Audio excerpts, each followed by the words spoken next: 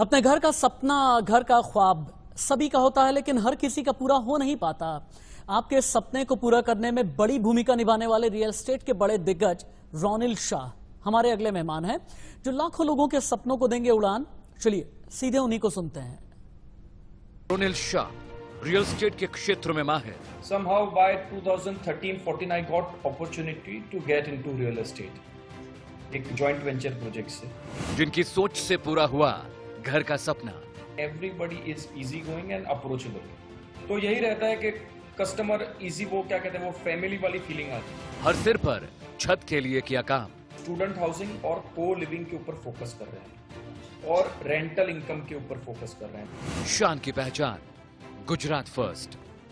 Hello and welcome, India news आप देख रहे हैं। मैं हूं आपके साथ बरखा शर्मा। लगातार हम आपको कुछ ऐसे लोगों से मिलवा रहे हैं जो अपने क्षेत्र में काबिले तारीफ काम कर रहे हैं और कोशिश कर रहे हैं कि उसको और ज्यादा आगे बढ़ाया जा सके, इस तरह से कि उसका फायदा ज्यादा से ज्यादा लोगों तक पहुंचे। इस वक्त हमारे साथ रोनिल शाह मौजूद हैं, रियल एस्टेट सेक्टर से वो ताल्लुक रखते हैं। रोनिल, बहुत बहुत स्वागत है आपका।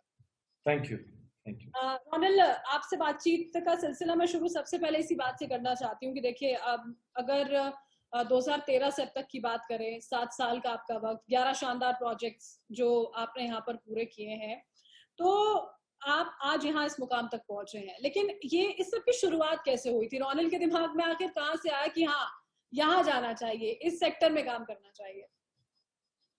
एक्चुअली मैंने काम करना 21 साल की उम्र से ही चालू कर दिया था। बिफोर 10 years मैं प्रीकास्ट मैन्युफैक्चरिंग में था, जो रियल एस्टेट और इंफ्रास्ट्रक्चर से रिलेटेड फील्ड ही है। तो वहां से मैं इस फील्ड को पहले दूर से समझ रहा था, देख रहा था, लोगों से मिल रहा था। Somehow by 2013-14 I got opportunity to get into real estate, एक joint venture प्रोजेक्ट से। So that's how I started into this. मैंने कभी प्लान नहीं किया था कि मैं रियल एस्टेट में आऊंगा, क्योंकि मेरा कोई बैकग्राउंड नहीं है। My father was not into this. I'm not landlord. But with God grace, I entered into real estate in 2013. All right. अच्छा, रियल एस्टेट में जब आप इतने लंबे वक्त से काम कर रहे हैं, तो हर सेक्टर की तरह आपको ये समझ में अब तक जरूर आया होगा, शायद शुरू में ही आ गया होगा, कि जो कस्टमर सेटिस्फैक्शन होती है, कस्टमर जब पहुंचता है तो वो सेटिस्फाइड हो, ये सबसे जरूरी होता है। तो आप ऐसे किस तरह से काम करते हैं, किस अलग तरह से काम करते हैं कि जब कस्टमर आपके वहां पर पहुंचता है, आपका काम देखता है, तो उसे ये समझ में आता है कि हाँ, ये काम हटके है, बाकियों से अलग है? हमारा जो डिफरेंस मैं कह सकता हूँ दूसरे डेवलपर से, ये वो है कि वी आर अप्रोचेबल। अच्छा। रियल एस्टेट इंडस्ट्री में एक चीज क्या होती है कि डेवलपर कभी कभी अप्रोचेबल नहीं होते।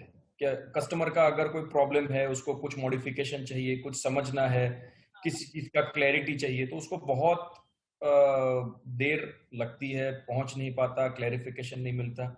हमने हमारा पूरा सिस्टम बहुत इजी गोइंग रखा है, and everybody work like a family in our company, and everybody is easy going and approachable. तो यही रहता है कि कस्टमर इजी, वो क्या कहते हैं, वो फैमिली वाली फीलिंग आती है। जीडीपी की बात कर ले, रियल एस्टेट का उसमें कंट्रीब्यूशन की बात करें, तो वो कंट्रीब्यूशन बहुत बड़ा रहता है। लेकिन अभी अगर सिर्फ कोरोना की हम बात ना करें, उससे पहले से भी इस सेक्टर में बहुत उतार चढ़ाव देखे। लेकिन अभी पिछले कुछ महीने कोरोना को अगर मिला लें, लॉकडाउन को मिला लें, तो कितने चैलेंजिंग रहे?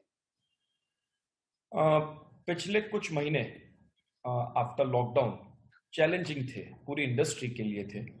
पर मैं आपको बताऊं, इस इंडस्ट्री में जितने भी लोग हैं, बहुत हार्ड वर्किंग लोग हैं। सो इससे भी वो थ्रू हो जाएंगे। और दिवाली तक मैं देख रहा हूं कि इंडस्ट्री वापस रिवाइव हो रही है। चाहे कॉमर्शियल पकड़ लो, अफोर्डेबल पकड़ लो, रेसिडेंशियल पकड़ लो, इंडस्ट्रियल पकड़ लो, तो रियल एस्टेट में वापस वो जान आनी चालू हो गई है। तो लंबा बुरा समय है नहीं, अच्छा समय आने को है। तो बार बार ये भी कहा जा रहा है यहाँ पर रोनिल की, आपने तो मतलब ये कहा है कि हाँ, धीरे धीरे चीजें ट्रैक पर आएंगी, लेकिन मंदी का जिक्र बार बार हो रहा है। लोग ये बार बार कह रहे हैं कि मंदी है अभी फिलहाल। कितना वक्त मतलब आपके हिसाब से लगता है रोनिल? आप ये कह रहे हैं ना कि कुछ वक्त में चीजें ठीक हो जाएंगी, आप अमूमन क्या समझते हैं, कितना वक्त लग जाएगा? देखिए, मंदी मैं ऐसा नहीं बोलूं कि नहीं है। लोगों को अपने लिक्विडिटी की जो भी रिक्वायरमेंट है, अपने हिसाब से उसको प्लान करना पड़ेगा। डिफिकल्ट टाइम में अपना फाइनेंस मैनेजमेंट अलग तरीके से करना पड़ेगा, पर ये वक्त भी निकल जाएगा और अच्छा वक्त जरूर आएगा। रोनिल, प्रधानमंत्री आवास योजना का मैं जिक्र करना चाहूंगी। मैं आपसे ये समझना चाहती हूँ कि इस योजना के लॉन्च होने के बाद लोगों का रुझान कितना बड़ा है इस तरह से इंफ्रास्ट्रक्चर में इन्वेस्ट करने के लिए, खरीदारी करने के लिए, अपना घर, अपना ऑफिस, अपनी जगह। देखिए, प्रधानमंत्री आवास योजना का जो पूरा कॉन्सेप्ट है वो अफोर्डेबल सेगमेंट की तरह जाता है। जैसे आप जानते हैं रियल एस्टेट में बहुत सारे प्रोडक्ट होते हैं, उसमें अफोर्डेबल एक है। अभी आपने जैसे बोला कि मंदी है, ये है, पर अफोर्डेबल सेगमेंट में कोई मंदी नहीं है। पान इंडिया आप किसी भी अच्छे सिटी के डेटा उठा के देख लीजिए, चाहे अहमदाबाद हो, पूना हो, मुंबई हो, बेंगलोर हो, अफोर्डेबल सेगमेंट जो ये आवास योजना के आजू बाजू में आता है, वो हर एक सेक्टर अच्छा काम कर रहा है।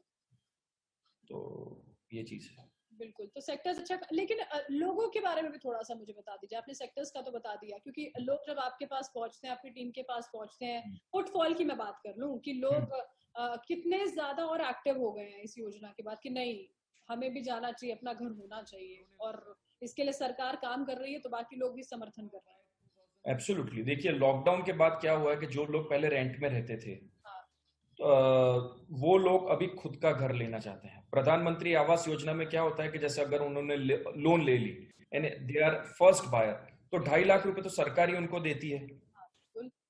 तो उससे खरीदारी करने के लिए उनका उत्साह और बढ़ जाता है।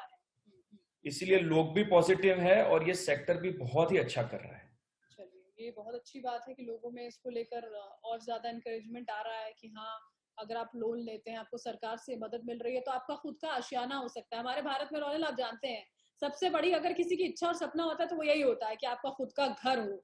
बिल्कुल सही बात है। अच्छा, रोनिल, बहुत सारे प्रोजेक्ट्स आपने अब तक किए हैं। अगर आखिरी सवाल की ओर मैं बढ़ूं तो आने वाले वक्त में कोई किस तरह के प्रोजेक्ट्स होने वाले हैं रोनिल शाह की ओर से, और क्या कुछ अलग उनमें होगा?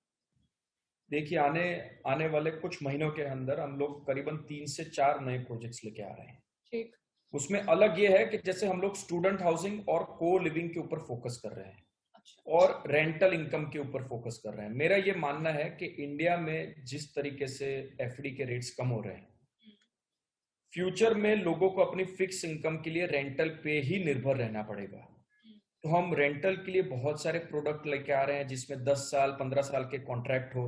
हम लोग अफोर्डेबल में बहुत सारे अच्छे प्रोडक्ट लेके आ रहे हैं जो लोगों के एकदम रीच में हो, मास के लिए हो, अच्छे फैसिलिटी वाले हो, और कुछ ऐसा करने का ट्राई कर रहे हैं जो लोगों के लिए हो, जो एक्चुअल डिमांड में है उसी को सप्लाई करने का ट्राई कर रहे हैं, ताकि जो लोग चाहते हैं, जिसके लिए पहुंच रहे हैं, वो उनको मिल सके। जो आप कोशिश आपकी हमेशा रहती है, जिस तरह आपने बताया, वो भी वही मतलब आगे जारी रहने वाली एक तरह से।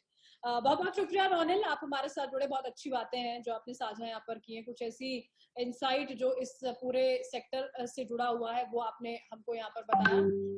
बहुत अच्छा लगा आपसे बात कर, और उम्मीद हम करते हैं कि जो सपने लोगों के होते हैं उन्हें आप लगातार इसी तरह पूरा करते रहेंगे। बहुत बहुत शुक्रिया।